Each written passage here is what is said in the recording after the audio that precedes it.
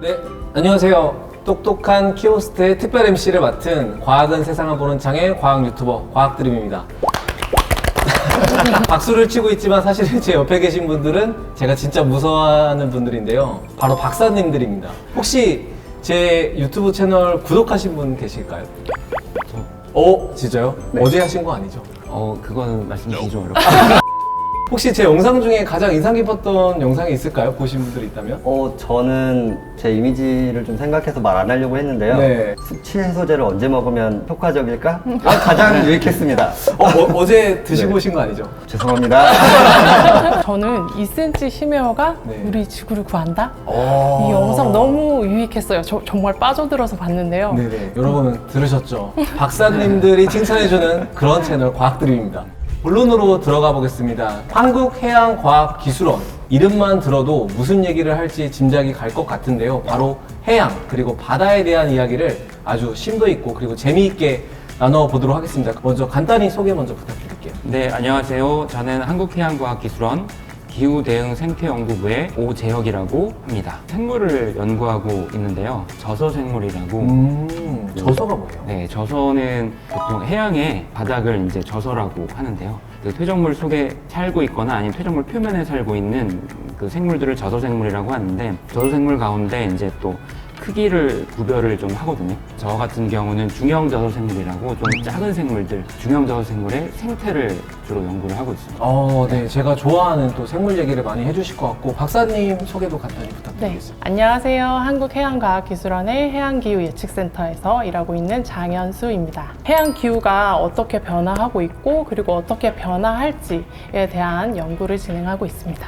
기후 변하면 요즘 가장 핫한 거 아닌가요? 엄청 바쁘실 것 같은데. 네, 그렇죠. 힘들지만 너무 재밌게 연구하고 있습니다. 또 이렇게 애쓰시는 분들은 또 여기 키오스트 원장님께서 또 이렇게 한번 격려해 주셔야 되는 거 아닌가 또 그런 생각도 해보고요. 박사님도 소개 부탁드릴게요. 네, 안녕하십니까. 저는 한국해양과학기술원 해양위성센터에서 근무하고 있는 김준용입니다. 저는 지금 다양한 원격 탐사 플랫폼을 이용해서 바다를 관측하고 이해하고 또 어떻게 하면은 다양한 서비스를 제공할 수 있을지 활용 연구를 담당하고 있습니다. 바다 하면은 잠수함 아니면 배 이런 걸로 연구하는 것 같은데 위성을 많이 쓰나 봐요. 쓰는 이유가 바다가 굉장히 넓기 때문에 저희가 직접 눈으로 보고 관측하는 데는 한계가 있다 보니까 위성으로 보면은 더 넓은 면적을 볼 수 있잖아요. 그리고 더 자주 볼 수 있기 때문에 위성을 요즘에 많이 이용하고 있습니다. 진짜 다양한 분야의 박사님들이 오셔서 재밌는 얘기를 나눌 수 있을 것 같습니다. 저는 사실은 바다 하면은 좀 무섭기도 하거든요. 근데 또 이런 거랑 비슷한 영역이 어디에 있냐 찾아보면 우주가 또 그런 것 같아요. 우주와 바다 중에 네. 어디가 더 탐사하기 어렵다고 생각하십니까? 아직 우주는 좀 제가 느끼기에 좀 멀게 느껴져서 우주가 좀 어려운 것 같은데, 네. 그러면 바다는 좀 꿀인가? 아니요, 그건 전혀 아니고요. 전혀 아니고. 절대 아닙니다. 네. 우주와 바다 어떤 걸 더 연구하고 싶으세요? 저는 당연히 바다입니다. 바다는 실제 우리가 만나고 있고 영향을 많이 받으면서 생활하고 있거든요. 그래서 저는 바다에 대해서 좀 더 알고 싶고 깊이 연구하고 싶습니다. 박사님께는 좀 다른 질문. 바다와 산. 둘 중에 어디를 더 선호하십니까? 저 답변 생각하고 있었는데 바다입니다. 그럼 올 여름도 바다로 휴가 가셨겠어요? 휴가를 어떻게 갑니까?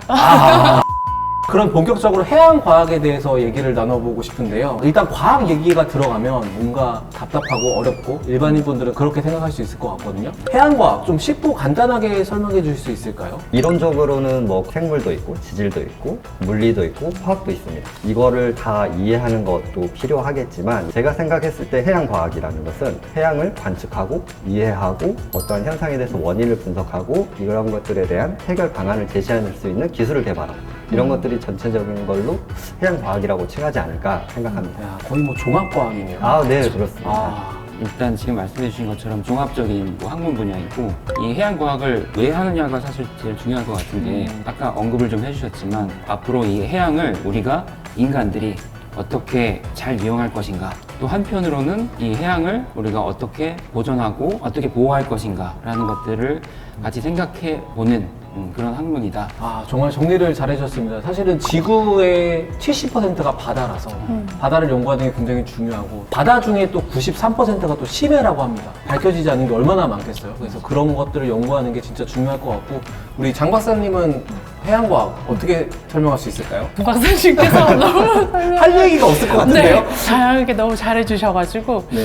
그 바다가 이제 우리 지구 온난화에 가장 영향을 많이 미치는 탄소를 또 엄청 저장을 하고 있고 뭐 물고기나 그리고 광물 자원, 에너지 같은 자원 관리에도 또 중요한 부분을 차지하고 있잖아요. 태풍이나 쓰나미 같은 재해를 또 우리에게 영향을 미치기도 해요. 그래서 해양과학이 이렇게 단순하게 바다를 이렇게 들여다보는 것뿐만이 아니라 지구와 자연이 어떻게 공존하면서 이렇게 살아갈지에 대한 방향을 모색해가는 그런 학문이라고 생각합니다. 먼저 우리 오 박사님한테 좀 본격적인 질문을 드리고 싶은데 네. 바다 생물을 많이 관찰을 하셨을 것 같은데 신비로운 생물들이 어떤 게 있을까요? 정말 많을 것 같은데 중형 저소생물이라고 하는 그 분야를 좀 연구를 하고 있어서 중형이면은 뭐 크기가 중간 정도 사이즈인 것들인가 봐요. 크기는 1mm 이하, 32 마이크로미터 이상. 저 중형이라고 하기엔 작네요.